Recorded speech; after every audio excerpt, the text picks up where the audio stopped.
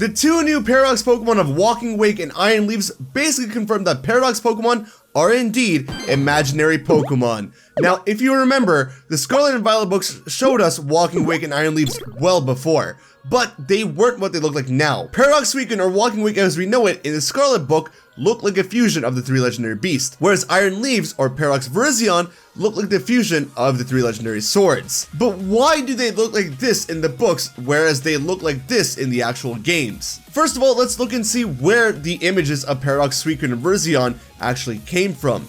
These fusions were just imagined Pokemon of what there could be in Area Zero.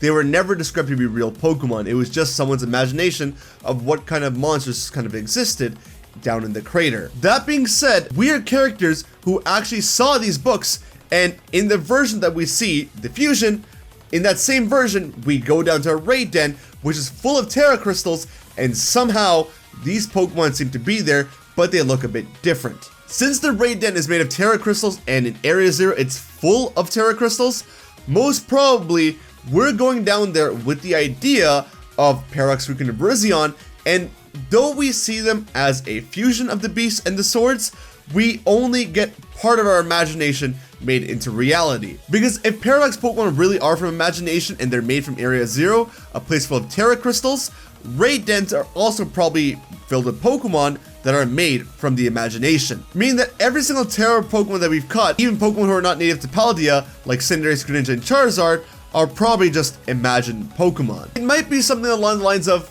yeah, this third legendary Terapagos, I think that's what it's called, has an idea of both Suicune and Virizion, but it's not competent enough to make a fusion of them, but it recognizes that you have an imagined idea of a Suicune, you have an imagined idea of Virizion, and it kind of just makes what it makes from there. This is just my guess, but to be fair, I will say that there is indeed some level of fusion going on between Walking Wake and Iron Leaves. For example, Walking Wake, while it is a Paradox Suicune, it does have access to Fire-type moves, bringing in Entei in the mix, and if I'm not mistaken, it can learn Electric-type TMs, bringing Raikou into the mix. For Iron Leaves, it's more apparent because when the back of its head expands, it brings out 3 different swords, representing Cobalion, Terrakion, and Virizion. So while the fusion isn't so apparent, I will say there is some level of fusion in there, just not so grand and gross for us to see. But I think this more than confirms Paradox Pokemon being imagined Pokemon. We'll have to see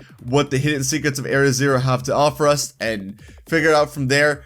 But I do think both of these Pokemon, these legendary Pokemon, are really important to the lore of Area Zero, because I think I figured out what might be going on in a way. But you'll have to stay tuned for that video later on. I'm very surprised that we got Paradox Suicune and Virizion the way we did, just a simple raid.